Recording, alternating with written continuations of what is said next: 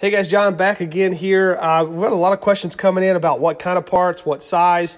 Look, if you can fit it on this turntable, you can blast it. This part is very unorthodox, if that's the correct word, and this part's very vertical, very symmetrical.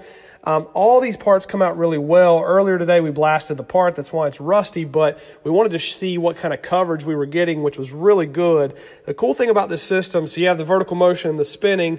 What you can do is you could run the part for the automated system or the time system that you have set, and then you can come over here and flip the front down on the cabinet and access the gloves and do the manual touch-up work. So manual touch-up work is always still going to be needed to some extent depending on the part. I mean, something like this, no, because again, it's a vertical part, nice and symmetrical.